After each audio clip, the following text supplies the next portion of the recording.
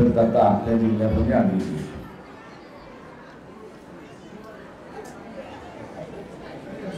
एक अतिशय आनंदाची गोष्ट बाब मी म्हणेन की ओबीसी मध्ये राजकीय जागृती आली. ही आनंदाची बाब आहे. कारण जोपर्यंत राजकीय जागृती येत नव्हती तोपर्यंत चिंता होती की जरांगे पाटील यांची जी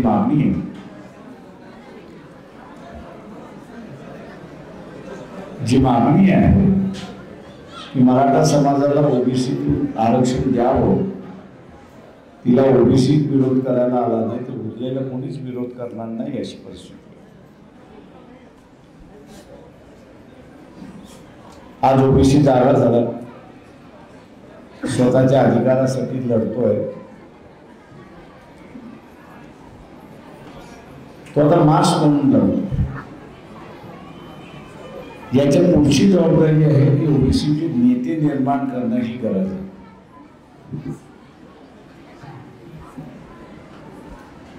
नेते निर्माण करणं गरजेचं आहे आणि ती स्वतंत्र नेतृत्व निर्माण करणं गरजेचं आहे.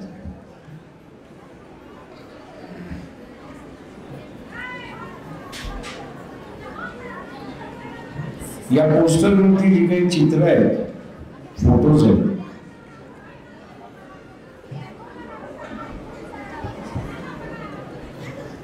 त्याच्यापैकी एकच व्यक्ती मी असं म्हणेन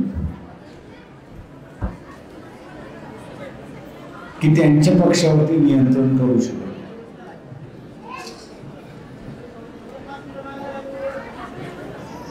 तो त्यांच्या पक्षावरती नियंत्रण करू शकत होता आणि त्याचं नाव आहे गोपीनाथ.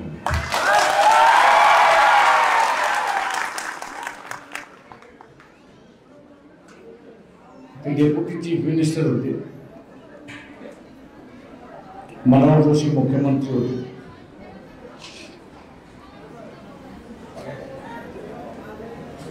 फोन आलेला संध्याकाळचा, प्रकाशात भेटता येईल का? कुठलीही भेटता काय करायचं. दुसऱ्या दिवशी बोललो, म्हटलं मी राजीनामा देतो. म्हटलं का?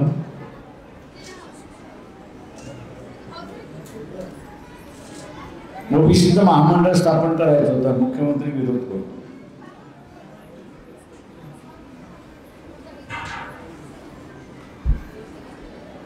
म्हटलं तुमच्या पक्षात बोलणी झाली का? त्याला माझा पक्ष म्हणजे मीच पक्ष. गोपीनाथची स्टाईल होती. म्हटलं गोपीनाथ सभेमध्ये भाषण करण्यात आणि चर्चेला बसणं हे होतं.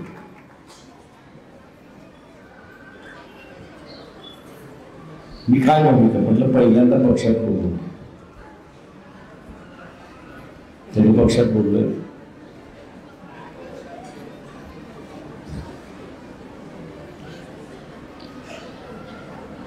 आणि शेवटी त्यांच्या पक्षाने त्यांना मान्यता दिली की तुम्ही ती करा. ही बातमी तशी पसरली, तशी मनोहर जोशी त्यांना बोलून दिसली. फाईल साईन केली आणि म्हटलं गोपीनाथजी ही फाईल आहे, याची अंमलबजावणी.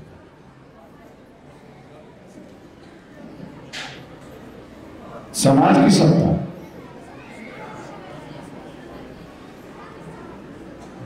समाज की सत्ता हे ठरवण्याची ताकीद गोपीनाथ मुंडेंमध्ये.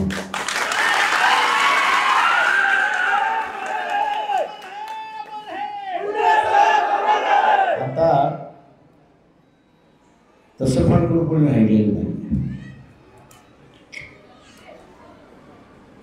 आणि म्हणून या निवडणुकीमध्ये तो आपल्याला ते नेतृत्व आपल्याला निर्माण करावं लागेल हे लक्षात.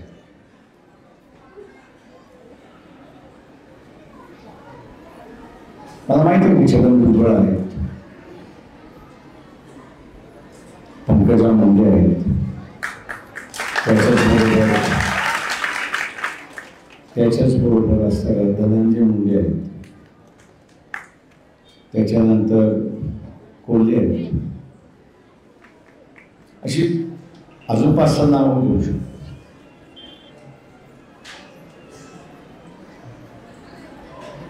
पण जी ताकद मुंडेंमध्ये होती की समाज की पक्ष दुर्दैवाने इथे जरा कमी दिसते.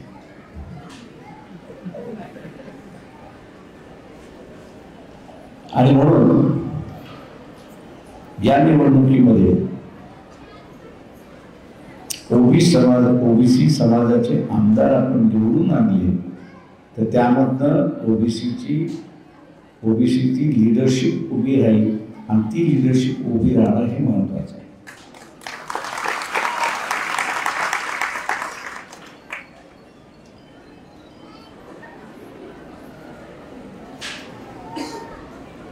वंचित बहुजन आघाडीने भूमिका घेतली की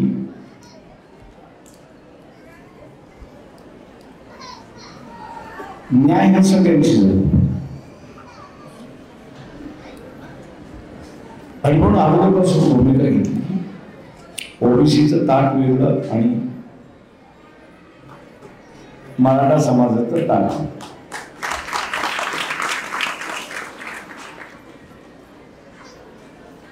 आज जसं भांडण होते ती एकत्र केलं तर अजून भांडण होतं. साध्य काहीच होणार नाही आणि कोर्ट त्याला मान्यता देणार. आजही मी सगळं गरीब मराठा आहे त्या गरीब मराठाला सांगत असतो की तुमचं खरं भांडण कोणाचंही पहिल्यांदा बघा. तुमचं खरं भांडण ओबीसीच आहे का? मग ते जिल्हा परिषदेमध्ये तुमचं त्यांचं भांडण झालं का? नगरपालिकेमध्ये तुमचं त्यांचं भांडण झालं का? बाजार समितीमध्ये तुमचं त्यांचं भांडण झालं का? विविध कार्यकारी सोसायटी आहे त्याच्यामध्ये तुमचं भांडण झालं का? दूध सोसायटी आहे त्याच्यामध्ये भांडण झालं का? पतसंस्था आहेत त्याच्यामध्ये भांडण झालं का? कोऑपरेटिव्ह बँक आहेत त्यांच्याकडून झाले का? डीसीसी बँक आहे त्याच्यामध्ये झाली का? तर नाही, कुठेच भांडण झालं नाही. मग हे अचानकपणे असताना मी त्या गरीब मराठ्याला विचारत असतो की ओबीसी आमचा विरोधक. आणि म्हटले आलं कुठून? हे आलं कुठून?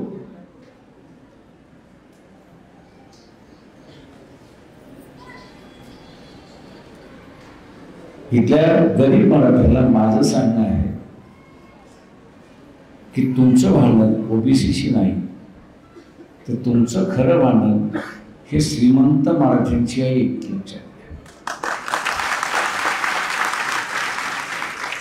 आणि हे श्रीमंत मराठे फार मोठे नाही आहेत. ते 169 कुटुंब आहेत फक्त महाराष्ट्रामध्ये. 169 कुटुंब आहेत.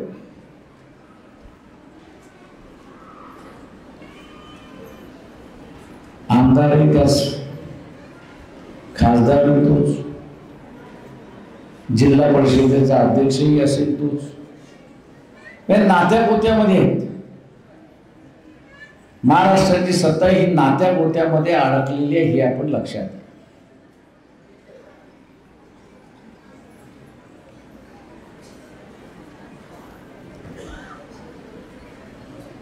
भोसीकरांनी चांगलं उदाहरण दिलं की बीजेपीचे काउंटिंगची एजंट चव्हाण जिंकला तर त्याच्यामध्ये जिंदाबाद मुर्दाबाद करायला मोकळे का? नात्यातला याच्याकडून खाण्याच्या ऐवजी याच्याकडून खा. आपल्याला काय फरक? खायला मिळतंय बस झालं.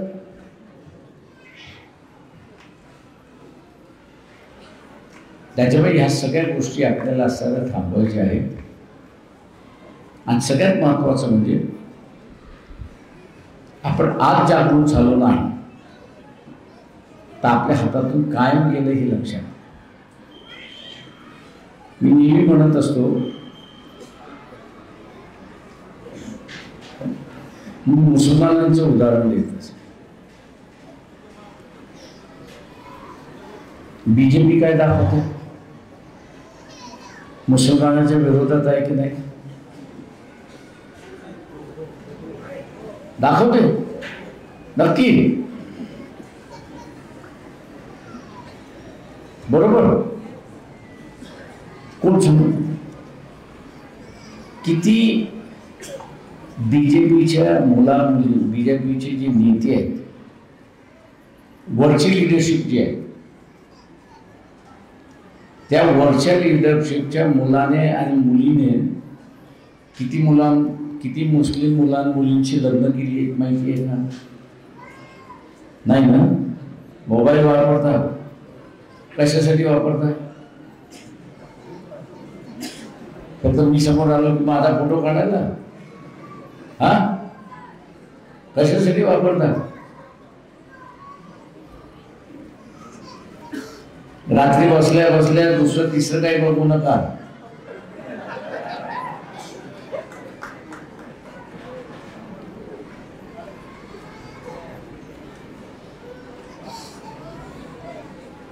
त्या गुगलवरती जाऊन बीजेपीच्या कुठल्या नेत्याच्या मुलाने आणि मुलीने मुस्लिम मुलीशी लग्न केलेले तेवढं टाईप करा, तुमच्याकडे यादी घ्या.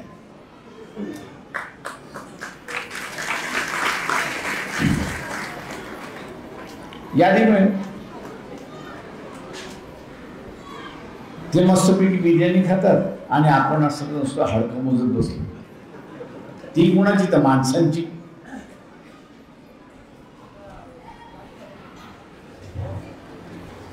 तशाच रीतीने हे जरांगी पाटलांनी उभं केलेलं आंदोलन,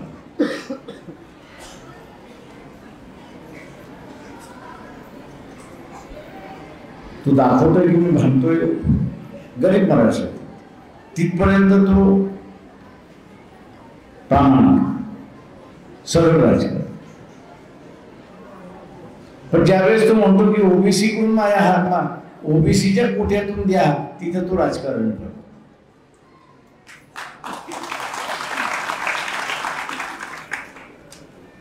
आपण सगळ्यांनी जरांगे पाटलांचे आभार मानले पाहिजेत. अरे बाबा, तू अजून जोराने आंदोलन कर, म्हणजे ओबीसी अजून दाखव.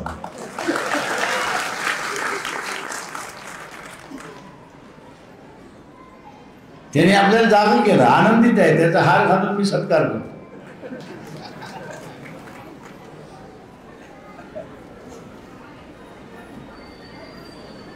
पण इथेही तो तिसरा खेळ खेळत असतो, एक लक्षात. आणि तो केला पाहिजे त्यांनी, असं म्हणा. तो आता बोलतोय, करत नाही, करतोय की न करतोय अजून शंका आहे.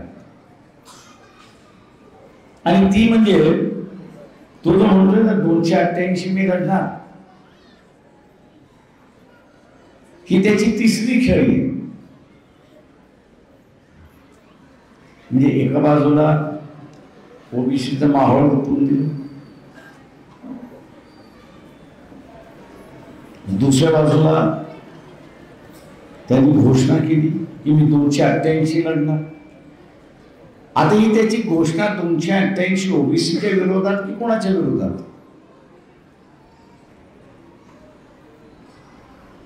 कोणाच्या विरोधात?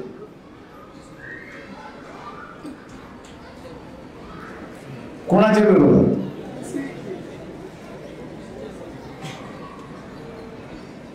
ओबीसीच्या विरोधात.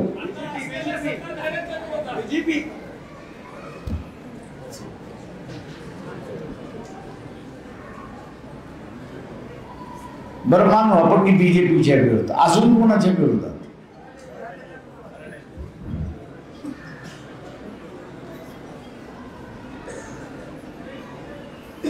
तो ओबीसीची ढाल करून श्रीमंत मराठ्यावरती वार करतोय. आणि माझं म्हणणं आहे की त्यांनी तो वार करा.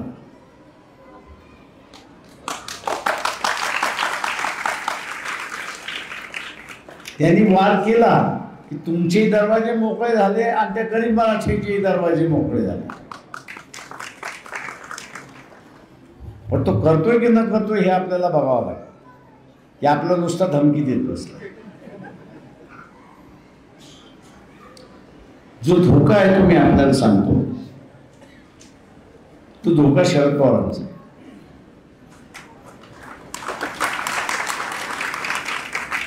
225 जागा लढणार म्हणून जिंकून आणणार म्हणून सांगा समाजाच्या, आणि नंतर पलटला आणि म्हटलं नाही आघाडीच्या.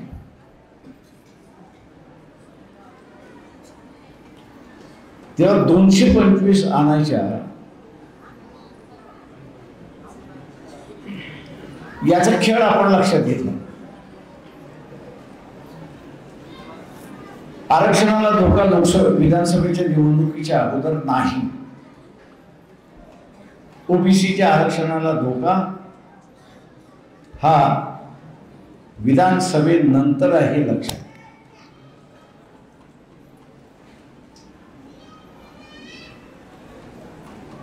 विधानसभेनंतर आहे हे आपण लक्षात घ्या. आणि ते कसं?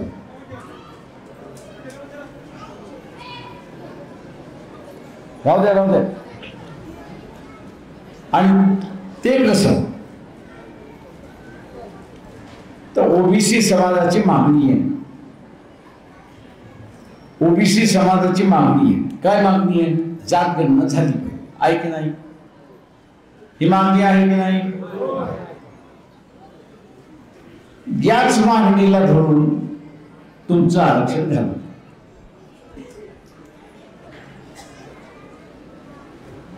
ते ठराव करतील विधानसभेमध्ये की जात गणना, ओबीसीची मागणी आहे की जात गणना झाली पाहिजे.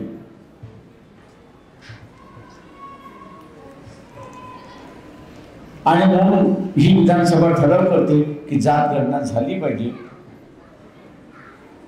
आणि त्याच्याच बरोबर दुसरा ठराव करतील की ओबीसीची टक्केवारी माहीत नसल्यामुळे आणि जात गणना होत असल्यामुळे ओबीसीच्या आरक्षणाला स्थगन देता येते, अशी असणारी परिस्थिती. स्टे देऊन टाकला. स्टे दिला तर काय झालं? हे लागू होणार नाही. पॉलिटिकल म्हणजे राजकीय आरक्षणासाठी तो खेळ हायकोर्टातून सुप्रीम कोर्टातून झाला. आता शिक्षण आणि नोकरीमध्ये जे काही लागणार आहे त्यांना असणार विधानसभेमार्फत लावल्या जाईल. हा विधानसभेतला ठराव मंजूर होऊ नये म्हणून आम्ही असताना ओबीसी समूहाला टार्गेट दिलं की किमान 100 आमदार तुम्ही निवडून आणले पाहिजे तरच.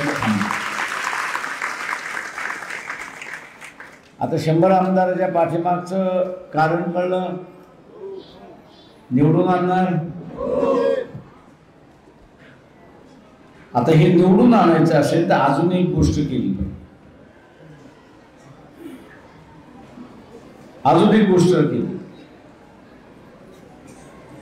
आपण बघा की मी पडलो, त्याच्यानंतर जानकरी पडली, त्याच्यानंतर पंकजा मुंडेही पडल्या.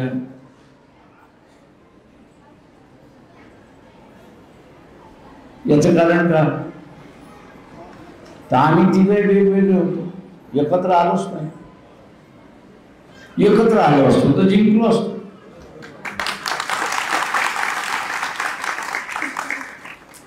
या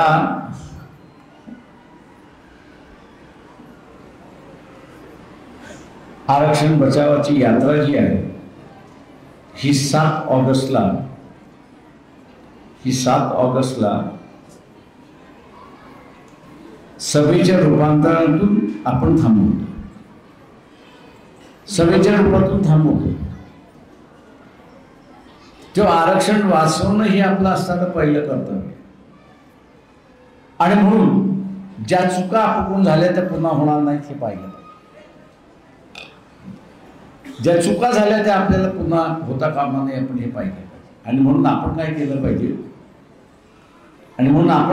पाहिजे? त्या ठिकाणी तर ओबीसी समूह एकत्र आहे हे दाखवणं गरजेचं आहे. ओबीसी समूह एकत्र एकत्र आहे हे दाखवणं महत्वाचं आहे. 7 तारखेला मंडल दिन आहे. या दिवशी ओबीसीना आरक्षण देण्यात आलं, जाहीर करण्यात आलं, लागू झालं, तो दिवस आपण असा साजरा करतोय. तो दिवस साजरा करत असताना ओबीसी हा एकच समाजाचा नाही, तर हा वेगवेगळ्या समूहाचा आहे. त्यांनी त्याची मूठ बांधलेली आहे. ती मूठ आपल्याला अमरावतीला दाखवायची आहे आणि ती आपण दाखवून द्याल ही अपेक्षा मी बाळगतो आणि आरक्षण आपण वाचूया एवढं बोलतो आपल्याला जाईल.